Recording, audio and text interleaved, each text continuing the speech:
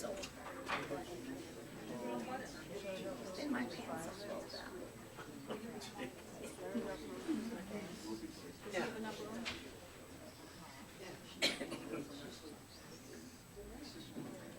You brought me so first have water and then I'm gonna take those pills.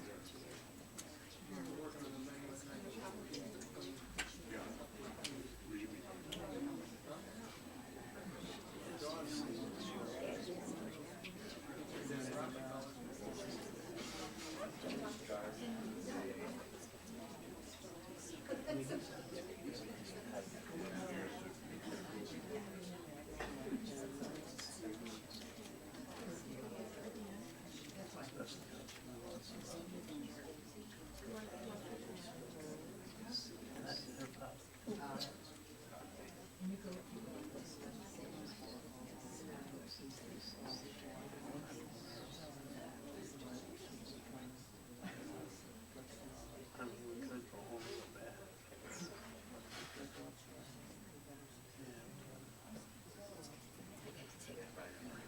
My mom told me.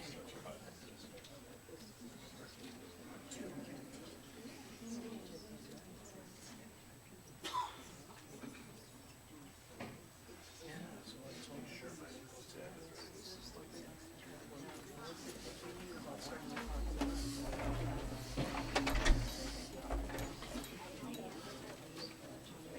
Steady?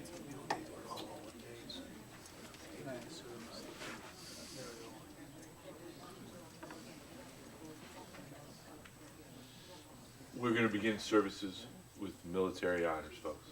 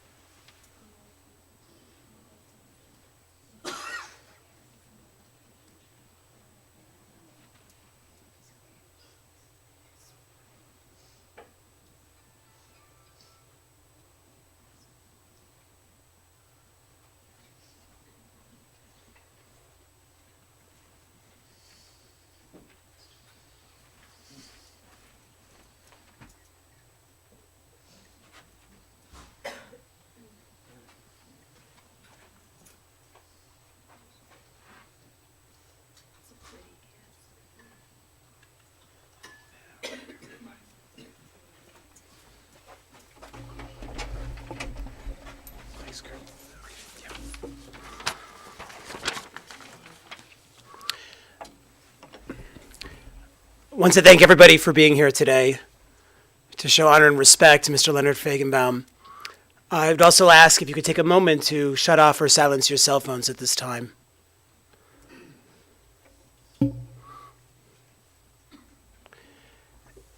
At the beginning of the Torah, the Bible, we read that God creates human beings by taking dust from the earth and breathing into that dust a nishmat chayim, a living soul. That all human beings are composed of a physical body and a living soul. And then, at the end of our days, our soul and our body separate again. Our physical body returns to the dust that it was created from, and our soul returns to God. Today, our responsibility is twofold. We are ensuring that Leonard Feigenbaum's body is returned properly to its final resting place. And at the same time, we honor his neshama, his spirit, and ensure that it reaches its appropriate spiritual home. Read a chapter of Psalms, Psalm 23 in Hebrew and English. Mizmor leDavid, Adonai roi lo echsar. A psalm by David, the Lord is my shepherd, I shall not want. Binot asher yarbitzeini, al mei menuchot yinahaleni. In lush meadows he lays me down, beside tranquil waters he leads me. Nafshi yishoveh v'yancheni v'maglei tzedek l'man shemo. He restores my soul. He leads me on paths of justice for his name's sake.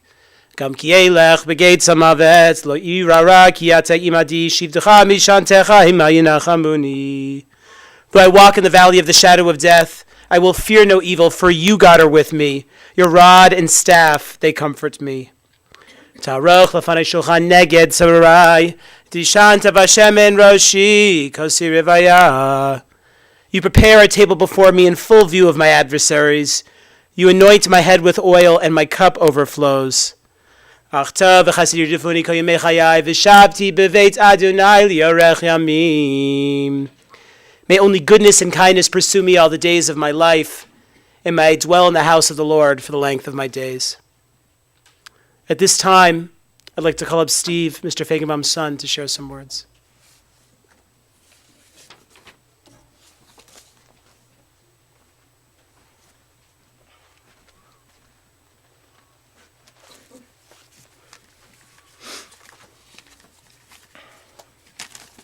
Thank you all for coming today. My dad would have really appreciated all of you being here. Although knowing how my dad was, he would also have hated this. He would have hated the fact that all of you today were inconvenienced because of him. He would have hated that. And I know if he was able to, he would have gone up to each and every one of you and told you how sorry he was that you had to take time out of your day to attend this service.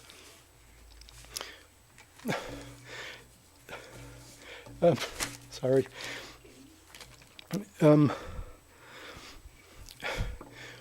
My dad, sorry.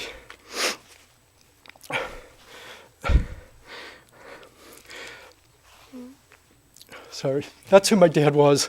My dad was the nicest, kindest, most caring person you'll ever meet.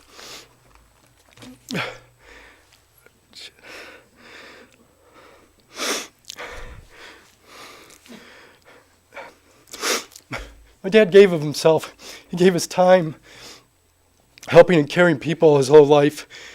He volunteered at the local nursing home for many years. He donated money to charity all the time to help people. He even gave his health in a lot of situations while he was trying to help and assist others. My dad just wanted to be a good person. I believe he got that from his parents and his dedication and his devotion to his religion. His whole life, he just wanted to be a good person.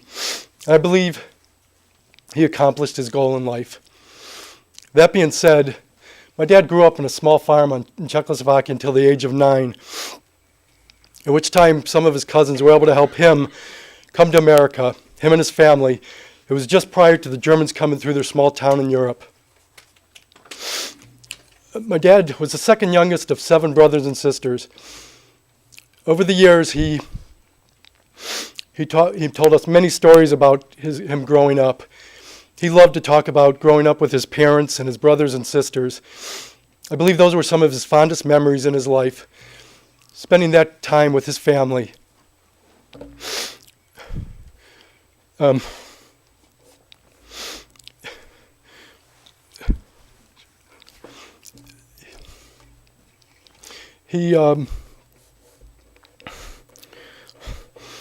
What I remember most about all the stories that he told, the ones that stood out the most, were the ones that I could always hear in his voice, that he always seemed to feel bad about when he was a kid, that he was a few years younger than most of his brothers and sisters. He always felt like he wasn't able to contribute to the family during some tough times like his older siblings did. He wanted to always help. That's how he was his whole life. He wanted to help his family. When he was in Europe, he was pretty small. That's how he talked. But knowing how my dad was, he always gave 110% to anything he ever did. So knowing that, and knowing my dad, I know there's no way that he didn't exceed all expectations for what his family expected of him, even when he was a little kid. It was just how my dad thought of himself. His whole life, he wanted to help people, he wanted to help his family, but he never thought he did enough. He did plenty, he just never felt that way. When he came to America, he was too young to have a work permit. So he wanted to help, so he went around his neighborhoods here in Cleveland, the neighborhoods, and tried to find any kind of job he could find, any odd job that he could find to help his family. I know he had some paper outs. He made deliveries. He talked about times that I think his brother got him a job at a movie theater. He even worked at Cleveland Indians Stadium when they were good. He carried around crates of pop and sold them to the customers, and he'd make a penny a piece for each sale. Knowing how my dad was his whole life and how he gave us pretty much anything that we needed, that penny that he made on each sale or any of the other money that he made for any of his jobs, I know it went directly to his family, because he never, his whole life, whatever money he made, he either gave to his family for whatever he needed, whatever they needed, or he donated. He donated lots of money over the years because he wanted to help people. None of the money was ever for him. He never bought things for himself. So any money he made, I know when he was a kid, went to his parents, because that's how he was.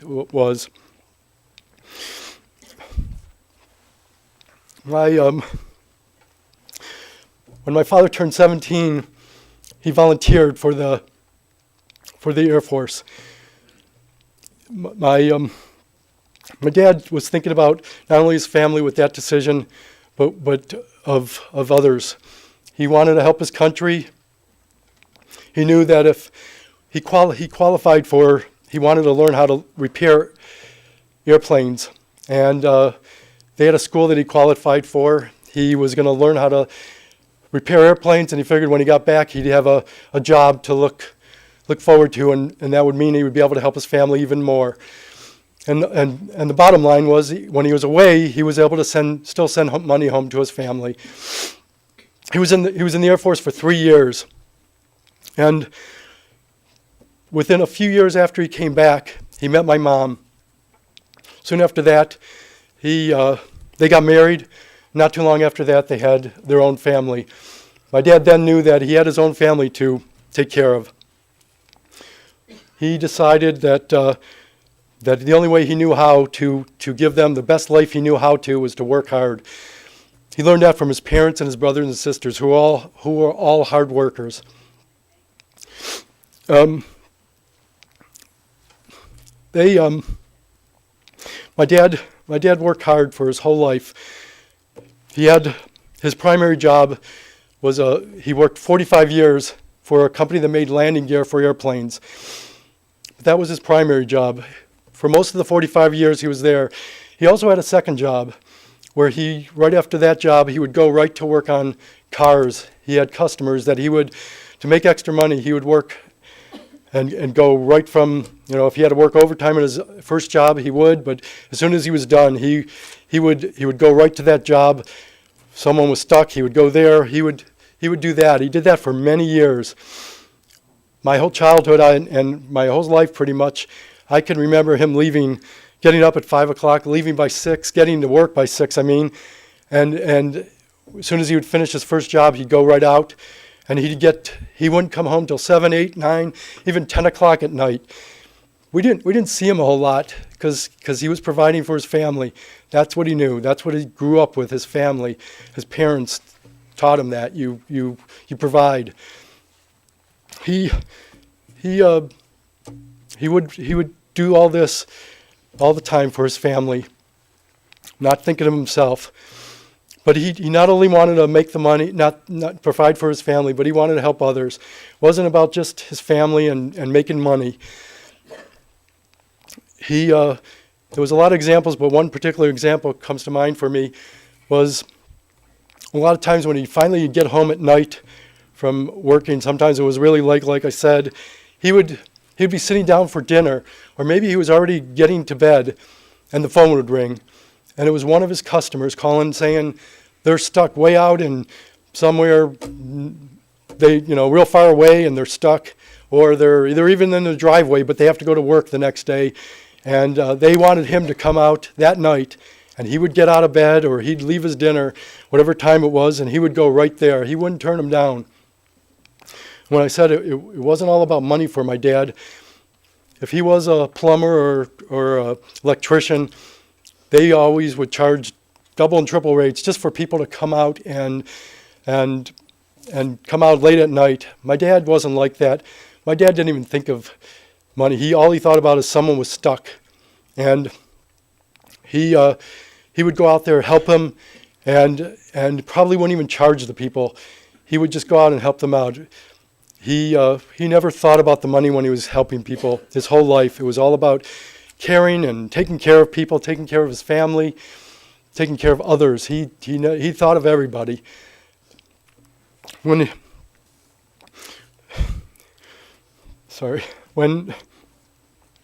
my dad, after many years of working all this physical work, he late in his late 60s he retired.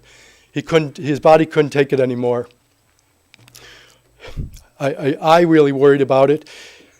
His whole life was about work. Even his hobbies were physical type stuff. I didn't inherit it, but he could fix anything. He loved to fix things. That was kind of his hobbies. Cars were his specialty, but he was a magic with tools. He could do anything.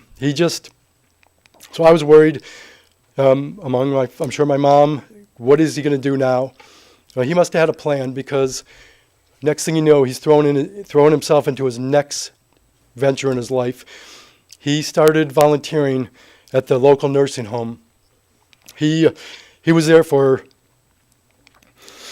over 15 years. He started going there at 6 o'clock in the morning daily, every day, to help with the religious service. He'd get there at 6:30, and when he first started there, he realized that there wasn't enough help to provide people to bring any of the residents into the chapel if they were in wheelchairs or whatever, the nurses or didn't always have time to bring everybody, get them dressed. So my dad started every single day going early and helping the men get dressed, helping them in their wheelchairs, taking them to the synagogue. He would give them a book if they needed, get them situated. He would do anything to help them with making them feel like they're part of the service. He wanted them to feel like they're just like everybody else. That's who my dad was. His whole life was caring. I know I'm repeating that, but that's all he did was care about people. When a few years ago, my dad had an operation on his eyes, and he was no longer able to drive. It was a hard decision for him. He stopped being able to volunteer at the nursing home. He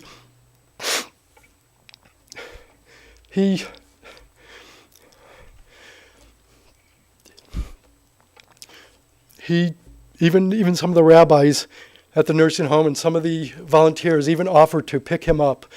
But that wasn't my dad. He didn't want to, as I said earlier, he didn't want anybody to be, to have to go out of their way to help him. That's who he was. He didn't want to bother anybody.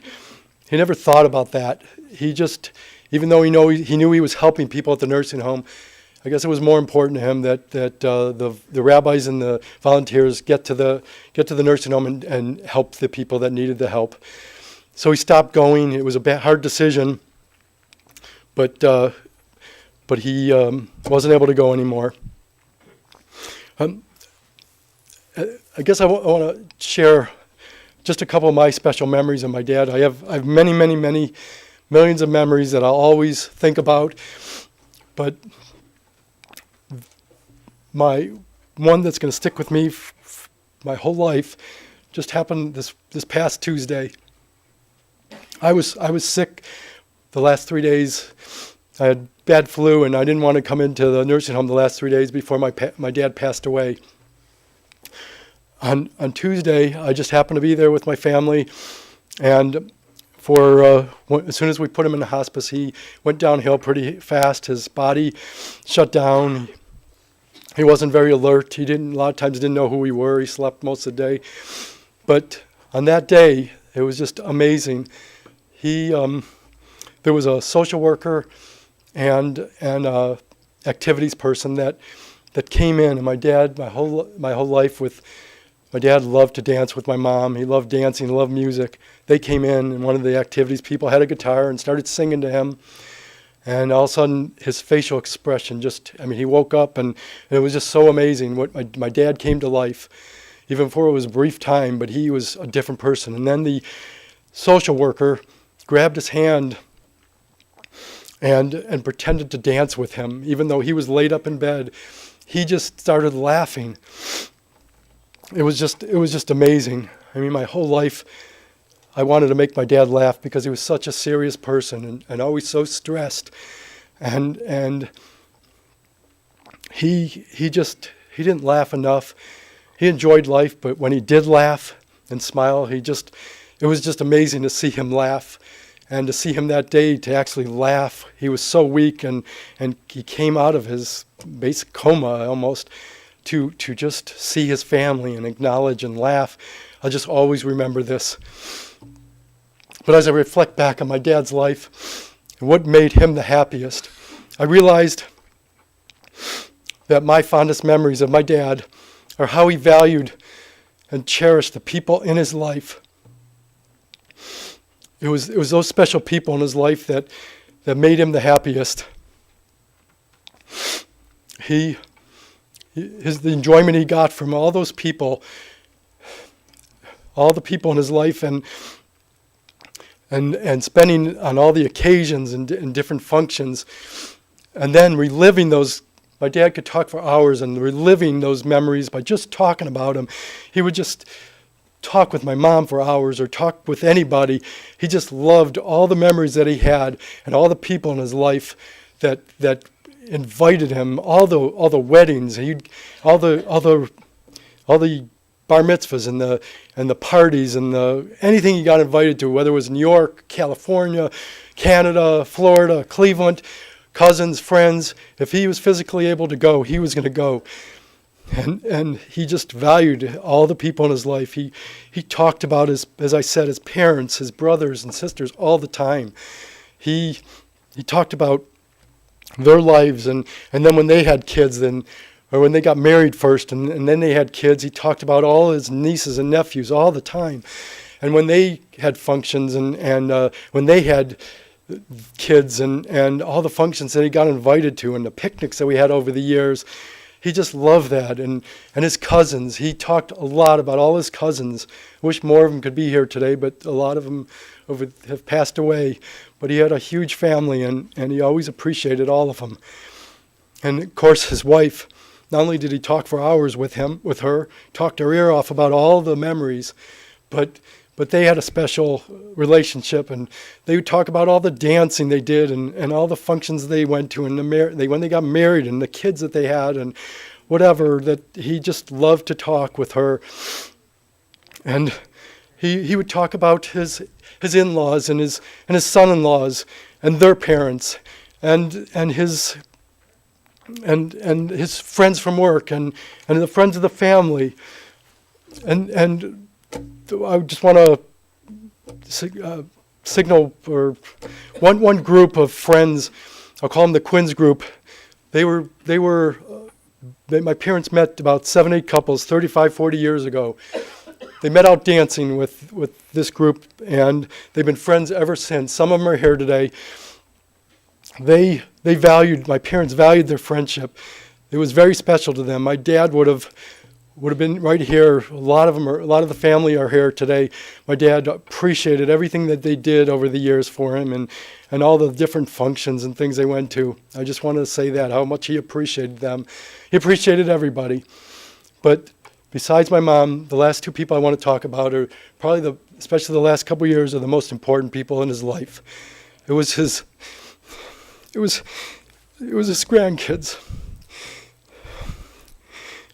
Lexi and Ryan, he loved them. When Ryan was born, I still remember the first couple of years. Ryan would sit in my dad's lap, and for those of you who knew my dad sat there with him in his lap and watched cartoons. It just was so out of character for my dad to sit there and watch cartoons, but he knew, I don't remember the name of the show, but Big Bird and Cookie Monster, and he would just sit there, and when Ryan got a little older, Ryan would sit in the couch next to him, and they would just sit there and watch. At that time, Ryan loved to watch Bob the Builder, and my dad would sit there and watch it with him, and my dad knew the songs to the shows. It was just so amazing to see my dad like this, and he loved Ryan, and when Ryan started school, Lexi was born. So it started all over with Lexi. And he had a special relationship with Lexi, too, because after Lexi started school, she still came over and to see my dad go through what Lexi liked to play school teacher. My dad was the student, and Lexi was the teacher. And they played restaurant where he came into her restaurant, and she was the waitress. He loved them so much. In the last couple of years, when he got sick and he was in so much pain for the last 2 years, when they would come over, it was like they were a miracle drug. He would be all day with a pain all over their face, all over his face, and they'd come over, and all of a sudden, this joy and happiness came over his face. It was just so amazing. He just loved them. I know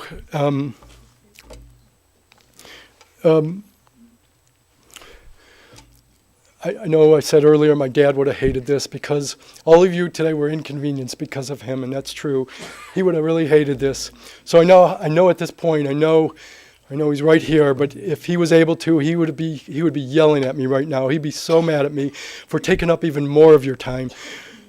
So I'm sorry, but I needed to say everything I needed to say, but he would have hated that all you were inconvenienced for him because of him.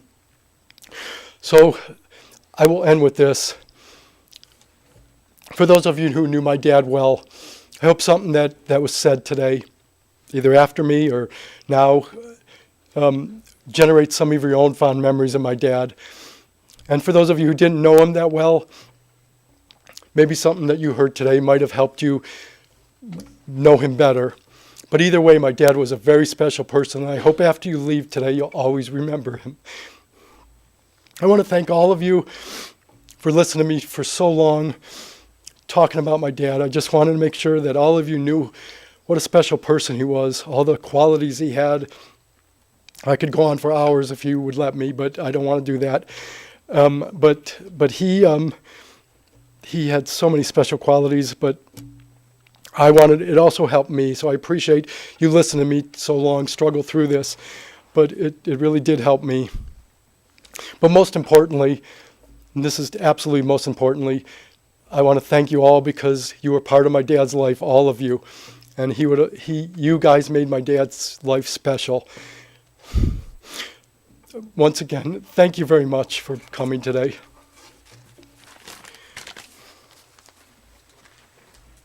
Thank you for your very loving words, Steve. I'd like to ask up Jeff Jaffe, a member of the extended family, to share some words.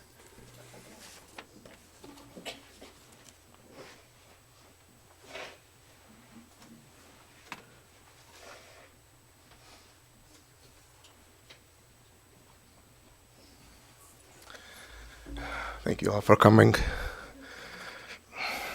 Sorry. Lenny meant a lot to me too. And I do want to give my condolences to the family. He was a very good man, and he treated my family real good, and a lot of caring and loving, and I had a lot of memories with him. He made me laugh, and my family, and their family too, and his spirit will always be in my heart. So again, I just want to wish my condolences to the family again. Thank you.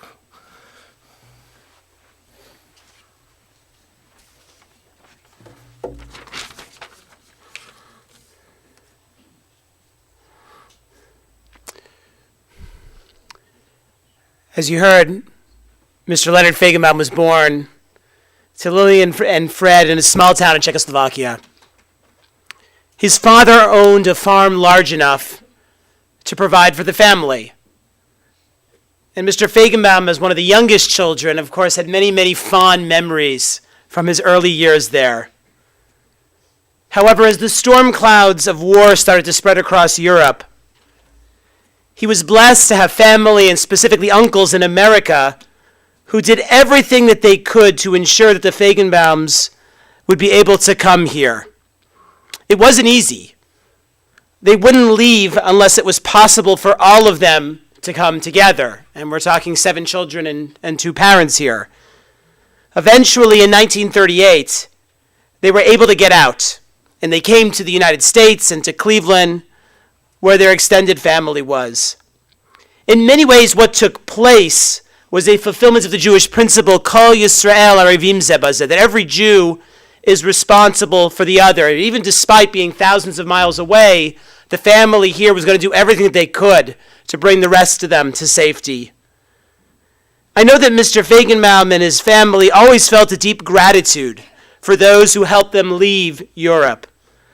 I know they knew that without the family love and support, that they would probably not have made it out at all. After moving to Cleveland, Mr. Feigenbaum grew up in the Glenville neighborhood. Because he was so good with his hands, he went to East Tech to learn a trade. And at the age of 17, after the end of World War II, he volunteered to serve in the Army and went on to become a mechanic in the Air Force, and was stationed overseas for much of that time. After coming back, after being discharged from the Army, he met the love of his life, Edith, at the Catskills. They were both on vacation. It was all pretty much singles who were there. They sat at the same table during one of the meals and made a real connection, even exchanging numbers. For Leonard, it was love at first sight. I'm not sure Edith thought at the time that she would see him again, her living in New York and him in Cleveland. But just a few days after she left the Catskills, he showed up at her office in Manhattan. Soon after, she went with him to spend the Jewish holidays in Cleveland, and marriage came next. And eventually they moved to Cleveland Heights, where their 3 children were born. Mr. Feigenbaum worked extraordinarily hard to support his family. He had great mechanic skills and worked for years at Cleveland Pneumatic and later when it became B.F. Goodrich. And as you heard on the side, he had this incredible auto repair business, which he worked tirelessly at. He was so good when it came to fixing things that whether it was plumbing, electrical, carpentry, he could do it. And he did it not just for himself, but for literally countless others whenever they needed a favor or somebody to help out. Mr. Feigenbaum also loved dancing. He would go out to dance with Edith every week. He loved the music and the fact that it was great exercise. Even when it became harder for him to dance in his later years, he would still take Edith out just to have the opportunity to watch her dance. Mr. Feigenbaum had a powerful connection to Judaism throughout his life. He had emunah, a faith that was truly enduring. That's what faith means. It means something that can endure and last and survive and thrive. Tefillah, daily prayer, remained a constant for him, and it brought him much meaning. Even in recent years and months when it became harder for him to attend shul, his siddur, his prayer book, was always by his side at home. For over 15 years, he was a stalwart of the daily minyan at Menorah Park.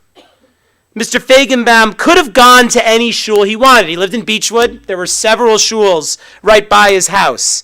But he went to Menorah Park because that was the place where he could truly make a difference in the lives of others.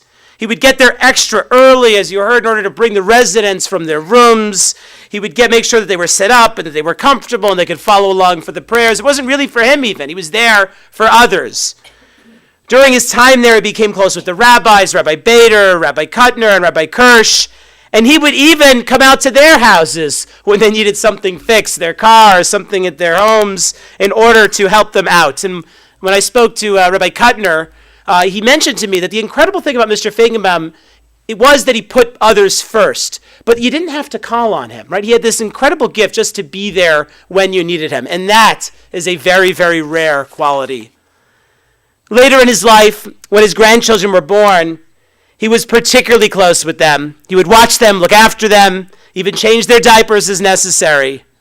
In some ways, it was an opportunity for him to spend time with his grandchildren in a manner that he was not able to do for his own children when they were young, because he had to work so hard to support his family.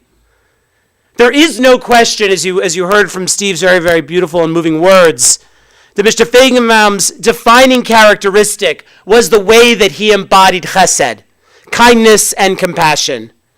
If there was one thing that was consistent in his life, it was his ability and desire to put others first. He was always willing to sacrifice his own needs to ensure that the people he cared about had what they needed. He put his family first when he worked 2 jobs, 2 back-breaking jobs, in order to provide for them.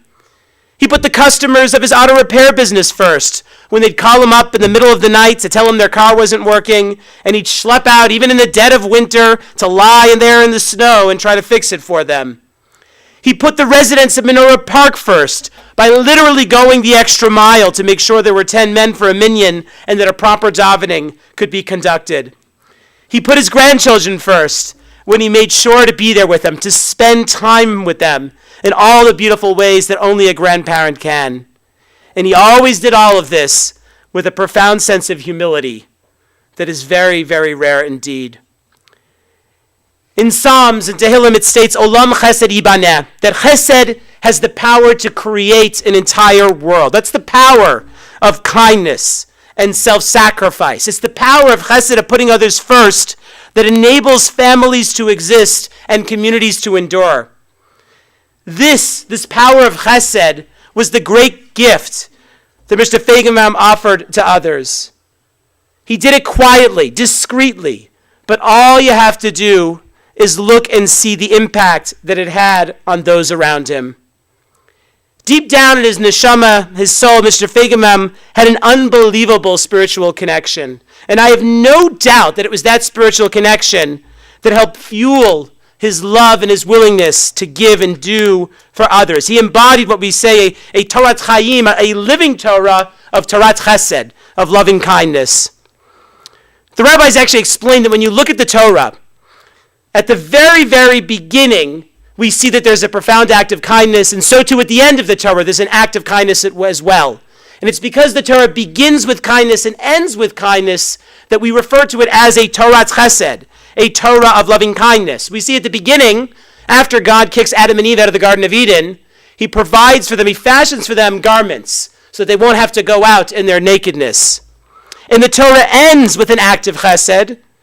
After Moshe dies, it's God alone who makes sure that he is buried. That was the way that Mr. Feigenbaum lived his life. He always put others first, whether it was the beginning of his life or at the end of his life. And for that, he is forever deserving of our respect. As we say goodbye to Mr. Feigenbaum today, I know that his wife and the family want to thank him for the beautiful life that he gave them. Next month would have been his 63rd wedding anniversary. They want to thank him for his constant devotion to family, and I would say most important of all, the attribute that we all appreciate, the very simple fact that he was a mensch. Tehei nishmatot tzara b'tzura chayim, may Leonard Feigenbaum's soul forever be bound up in the bonds of eternal life, Yehei zichro baruch, and may his memory forever be a blessing. At this time, I'm going to ask that people please rise as I recite Kemel Rachamim, the memorial prayer.